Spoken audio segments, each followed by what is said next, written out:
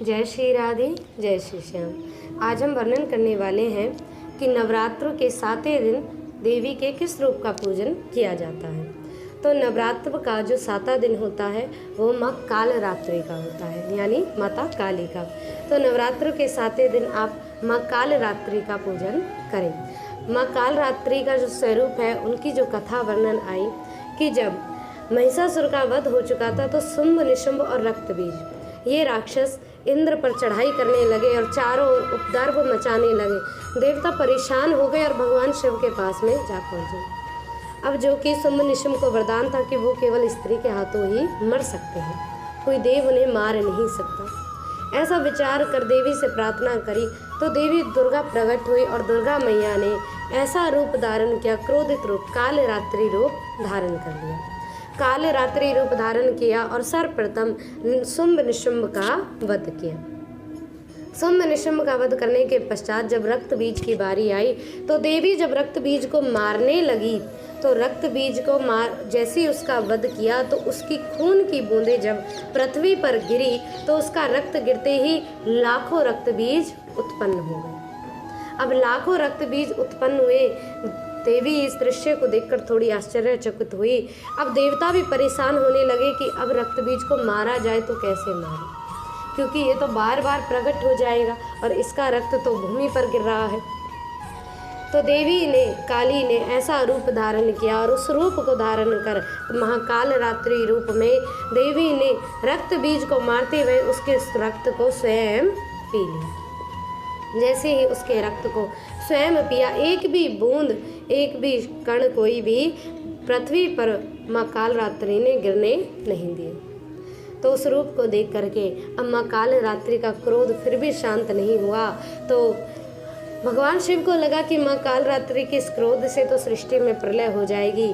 तो उनके चरणों के नीचे स्वयं भगवान शिव आकर के लौट गए। इसीलिए माँ काली की जो जिह्वा है वो बाहर निकल गई कि मैंने अपने ही पति के उनकी वक्ष स्थल पर अपना चरण कैसे रख दिया।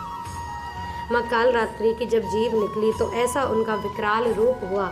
अब माँ कालरात्रि की सब देवता पूजन करने लगे, सब उनकी स्तुति करने लगे। माँ कालरात्रि के इस रूप की पूजन की जो विधि है, तो माँ कालरात्रि को चौकी पर स्थापित करके उन्हें लाल या नीले वस्त्र पहनाएं, स्नान इत्यादि करें, लाल या नीले वस्त्र उन्हें समर्पित करें।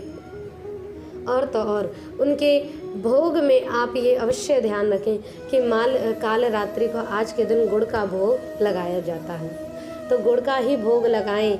और तो और माँ कालरात्रि को रात रानी नामक पुष्प समर्पित करें, रात रानी फूल माँ कालरात्रि को समर्पित करें।